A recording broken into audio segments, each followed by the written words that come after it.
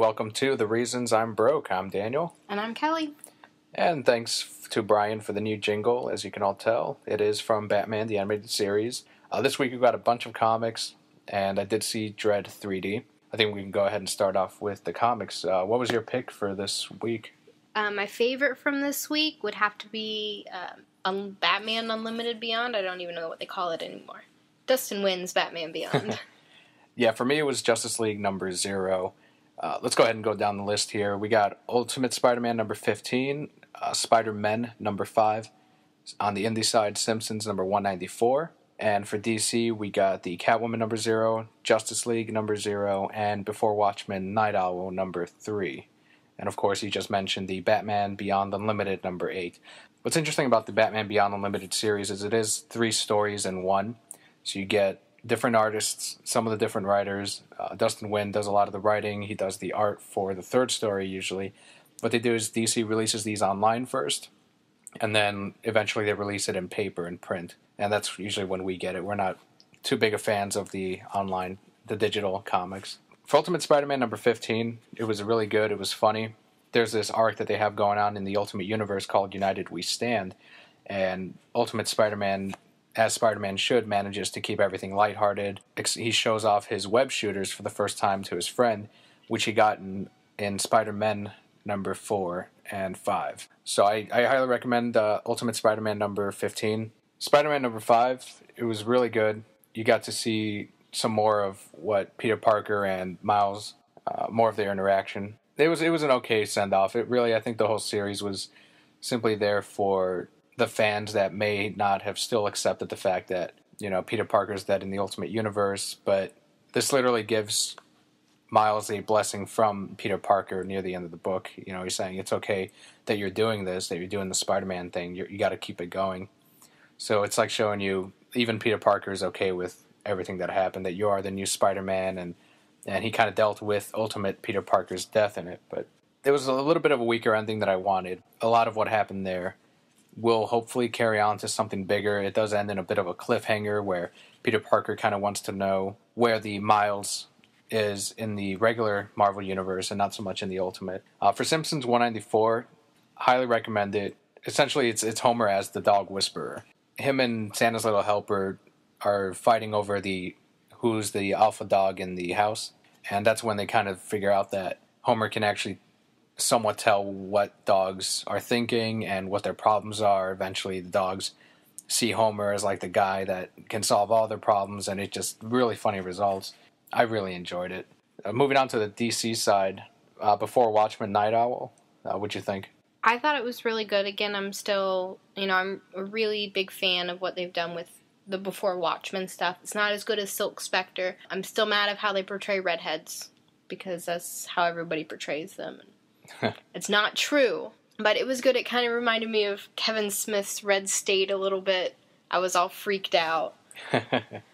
Essentially, the book doesn't paint religion in the best part. There's a psycho in there, and we don't really want to spoil this one because it's kind of a bigger deal than Spider-Man, where Miles gets his web shooters and whatnot. But it was good. Night Owl was really good.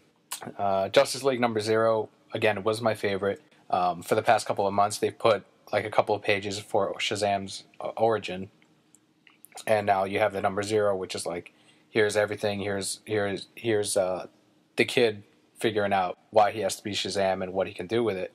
But it's really funny, and it was written by Jeff Johns, and I really liked it. There's this bit where he saves this woman in the street from being mugged, and she's like, "Oh, thank you very much. How can I repay you?"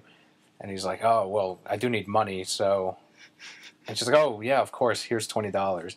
And there's this great panel of Shazam walking away with his $20, just happy as can be, and her walking away waving thank you, and it was just really funny. I was cracking up. I really like this one, too, because I was kind of worried, because in the first issue of Justice League, you already saw how they get together. So I didn't know how they were going to do the 0, but I thought the writing was great for it. I'm not a big Shazam fan, but they put it together well. I love the way they portrayed the character. Like you said, it was hilarious. It was exactly how a kid in his position, I think, would act. There's another great part where he's stopping... Actually, when he stopped the one mugging, he doesn't know his own strength, so when he pushes the guy off, the guy goes flying and crashes into a car right through the window. And you're reading this and you're like, whoa, like even you can tell by the way it was drawn. That guy got punched way too hard. That guy's dead. Done. And at the very, they're contemplating, let's go get beer now because I look like an adult, and it's exactly what any kid, any of us would think as a kid. Like, what can we do now that we're, essentially he is an adult now with the mind of a kid, and I just can't wait to see what other, stupid things they do. So yeah, we really like that one.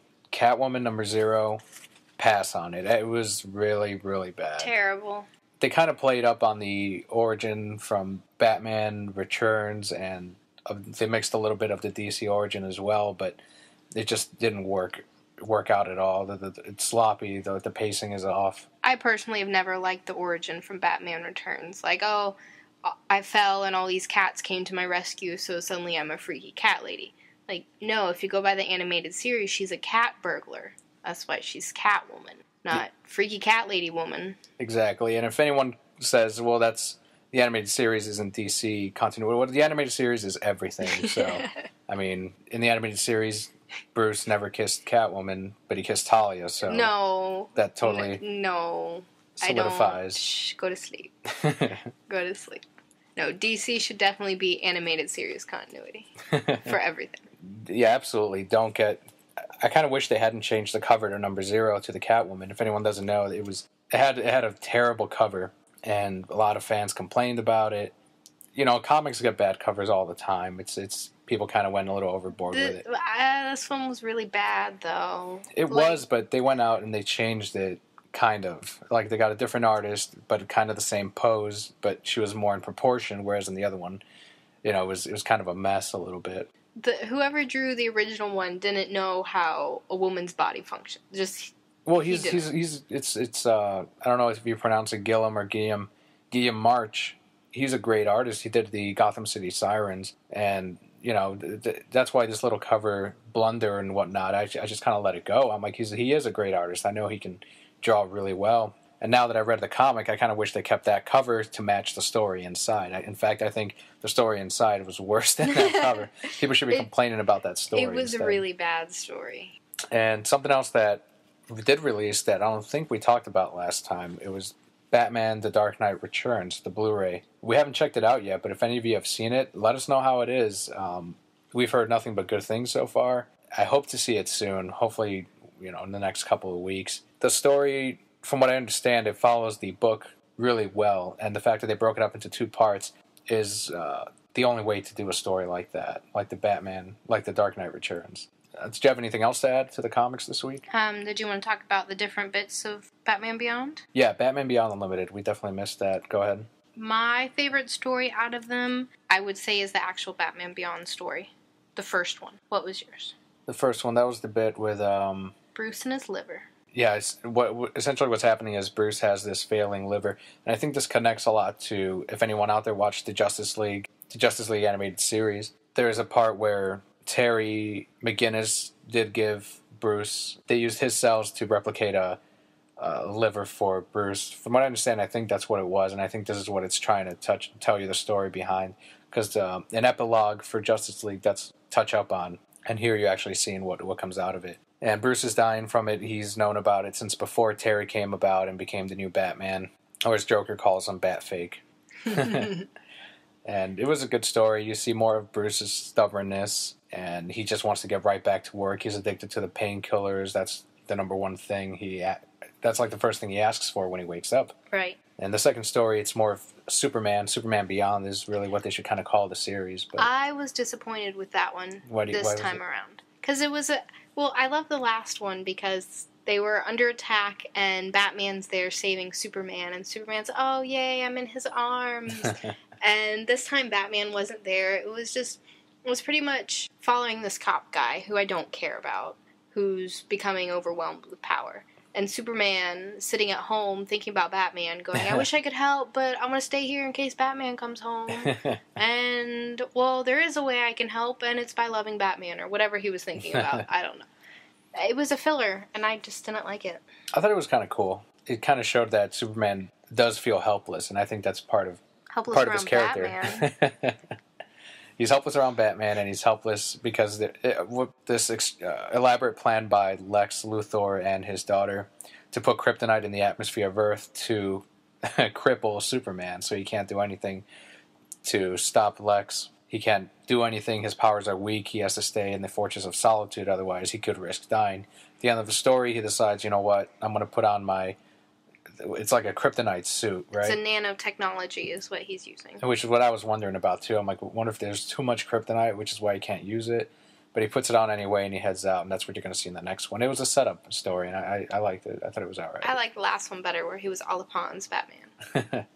Yeah, if you want to talk about the third part, too, that was your favorite part of it. Yeah, the Justice League Beyond. Yeah. That one was good, too. I did like the last one, where it's the first time you see them in Apocalypse. Because it's Cobra who's trying to take over the world, isn't it? Yeah. They're sending all their dragons to destroy things. Mm-hmm. So this is when they just come back, and they're setting themselves up for this actual battle that's going to happen on Earth with Cobra. What were your thoughts on it? It was good. I was kind of sad to see Terry's cape and cowl go away.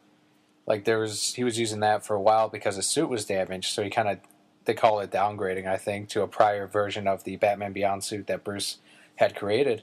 And for a couple months they had the cool cape and the cowl for Terry McGinnis, which I think looks a lot cooler than like the rigid wings that they use for the regular Batman Beyond costume. Like, yeah, the cape doesn't serve as much of a purpose as the futuristic suit does, but it looks really cool, and he glides with it. He actually kind of learns how to do it, since he doesn't have like the regular wings, which also help him in aiming where he wants to go and all that. But it was kind of a cool thing to watch Dustin draw Batman, or Terry, I should say, with a cape flowing as opposed to just the rigid lines and everything. It was a good book. Batman Beyond Unlimited, if you're a fan of Batman Beyond at all, pick up the book. It's excellent. So yeah, this week we recommend Batman Beyond Unlimited and Justice League. Those were our picks for the week. Pass on Catwoman number 0. And I would say even Spider-Man. There's this one funny part in it, actually, in Spider-Man number 5, where Mysterio's tied up. They got the Ultimates all around them. That's Nick Fury, Thor, Iron Man, Hawkeye, both Spider-Man, both Peter Parker and Miles. And he's like, they're getting ready to shut down the portal or whatever and go back to their respective universes. But Mysterio's like, no, he like breaks free. Everyone's still surrounding him, but he somehow has enough time to like bend over and type a couple things on the keyboard and cause an explosion in the building. Which to me, I was like, there's a bunch of you right there. One of you would have stopped him, or the spider sense should have gone off at that point. And it was just little parts. It was not a big fan of Spider-Man number 5. Definitely not of Catwoman number 0. Oh, no. Speaking of the comics, we are thinking of doing something, maybe like a prize thing later on in the future. We want to know your thoughts first, but we were thinking of maybe doing like a book of the month and giving it away, maybe one each, like Kelly's book of the month and mine. And, one of you or two of you out there could win it and we'd ship it out. We're still in the process of thinking it over. If you have any ideas, let us know. If it's a good idea, if it's a bad idea, if we shouldn't do prizes at all. Once again, our Twitter is @ReasonsI'mBroke. The hashtag, if you want to tell us exactly what made you broke this week, is #ReasonsI'mBroke. Moving on, I did see Dredd 3D, and it was awesome. It was really good. There were some problems with it, but I was very impressed. It reminded me a lot of Arkham Asylum, the game, where Batman was locked up and all the villains kind of had a different part of the asylum, and he can't get out, but he has to kind of fight his way through it. In Dredd, something similar happens. He is locked into this building where many, many people live, and it's broken down into sections, and there's different gangs that used to control different parts. And when 3 people get thrown out from the top of the building, they send in one of the judges, which is Judge Dredd. Him and the rookie cop go there, and they're trying to figure out exactly what's going on, but they lock down the entire building, the leading gang that took control of this whole place, and he has to try to stop them while living at the same time, because she says, I'll unlock this building as soon as Judge Dredd is dead. So it was very Arkham Asylum-ish. That sounds really cool. Yeah, it was really cool. It was gritty. It was obviously better than the Sylvester Stallone one. The law. You betrayed the law. So it was very cool. I recommend it. Go out there, watch it.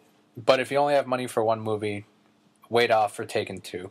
I think it's going to be better than Judge Dredd. Please, anything with Liam Neeson is the best. If you've seen it, let us know what you thought. I'm not going to spoil too much on Dredd 3D. Don't have to see it in 3D. I wouldn't. There was nothing in there. There was a couple scenes where they take certain characters are on a drug that makes time go by a lot slower, but at the same time their brain comprehends everything as it's going on. One of the deaths where they skin these people alive, and then that's when they throw them off the top of the building, one of the higher floors, but they hit them with that drug before they throw them over. So they see it's like an eternity to them falling from that top of the building to the bottom, and they're skinned alive, and when they hit it, the bottom, it's all in, slow motion to them. It takes forever.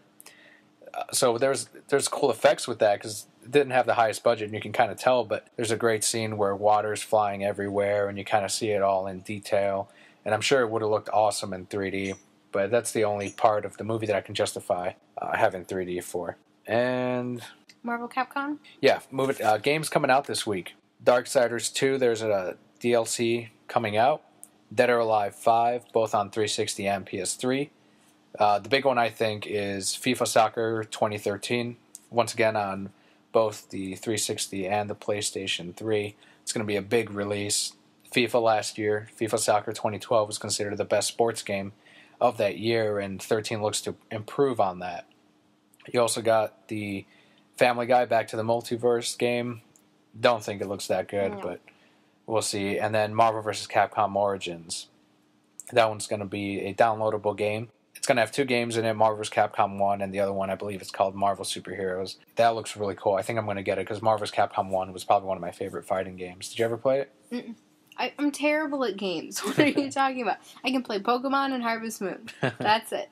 And Kingdom Hearts 2. Well, it's a lot of fun. I think it's the best Marvel vs. Capcom, better than 2 and 3 in my opinion. Not that they're bad, but 1 was just so great. The gameplay was really stylish, even more than the later ones, I think. Mainly because it was sprite-based. I think that looks a lot cooler than like 3D fighters, even if it's Marvel vs. Capcom, which is a 2D fighter, but the fact that you make the characters into these 3D models doesn't look as dynamic, in my opinion.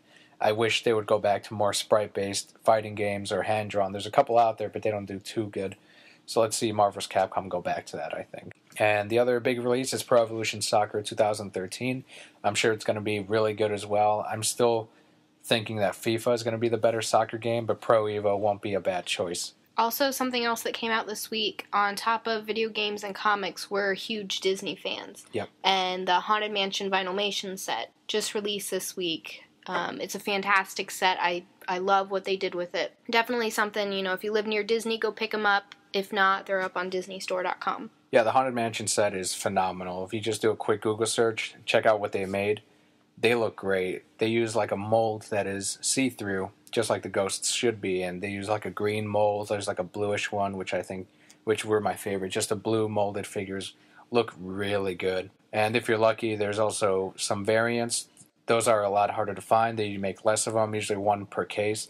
And then the chaser is Madame Leota, in case anyone was wondering, because on the box it shows everything that you get, and then at the final part it says question mark. Well, that's what it is. It's Madame Leota, and she looks great too. But that's something else another reason why we're broke this week. Another book that we recommended this week is the Miles Edgeworth Ace Attorney Investigations #2. It's based on the Phoenix Wright games. They're not a retelling of all the cases. They're original stories. Each one is about $10.99. You can find it on Amazon for a little bit cheaper. We highly recommend getting it. The first one was really good. I can't wait to read the second one. On that note, another great thing that's coming out is the next Phoenix Wright game for the 3DS. Yep, it's going to be for the 3DS. Phoenix Wright Ace Attorney 4 is what they're calling it. Takes place after Apollo. It's after Apollo Justice. If you see any of the screenshots, Phoenix is a lot older. He's got like a different suit to him. Papa Phoenix. No more Papa Phoenix. He's no more Bum Phoenix, as they call him. But he was badass with that beanie with the weird smiley face on the side. That was actually a camera. He was a secret agent. He wasn't an attorney. Agent Phoenix. And they just showed that off. Looks really cool. Once again, I'm not a fan of the 3D models that they decided to go with. I'm sure it's a lot easier to animate and cheaper. But it didn't look as bad once you saw it in motion, especially for the 3DS. The kind of power it has, I think it's stronger than the Wii at this point. It can really render some pretty cool court scenes. So look out for that. I don't think you can pre-order it yet, but keep an eye out. They said that one and the Phoenix Wright versus Professor Layton just this week, they announced that both of those are coming to North America. So excited for the Professor Layton Phoenix Wright. Can't wait. If they can just have it so that Miles Edgeworth, attorney investigations, he's just everywhere. Too. Well, I mean, the second part never came out here, and I wish that one would come out for the DS. I think it's a little late now. At this point, they're not going to release it, but I did definitely want to play the second one. More Edgeworth is great, and I hope there's Edgeworth in this new Phoenix Wright. I hope they explain what's going on with Apollo and so on. Do you hope to see anything more out of this, like any other characters? No, he's got his new friend. What's her name? I don't know. I don't know her name. I want to learn more about her. I want to know what happened to Maya, because she's gone now, and I thought they made a pretty good team. I'm really looking forward to the Phoenix Wright Professor Layton, because if you watch the previews, it's like a movie. It's a hand-drawn movie. Yeah. And it looks phenomenal, and I love puzzle games. And you like the court scenes. So we'll play together, it'll be perfect. I'll try not to fall asleep. I still want to see the Phoenix Wright movie that came out. The live-action movie? Yeah. We can probably find it somewhere. If anyone out there has seen it, let us know how it was. If it's worth it. I heard it's like the best video game-based movie out there. Better than that terrible Sailor Moon show? Did you ever see that? It was a terrible Sailor Moon show. Wait, what? That's not a video game? What? We were talking about anime in Japan and terrible things. I didn't see it. I'm a woman. My mind jumps a lot. Leave me alone. But on that note, I think that's it. Once again, on Twitter, @ReasonsI'mBroke. Let us know what made you broke this week. #ReasonsI'mBroke. Also, we have a YouTube channel that we'll link on that Twitter as well. If it's easier for you to listen to us on YouTube, we are making these into videos. If you're listening to us on YouTube, great. Thank you very much. We appreciate the views. Let us know how we can improve the show. We'll definitely work on that. And yeah, have a good week. I was Daniel. And I'm Kelly. Thank you.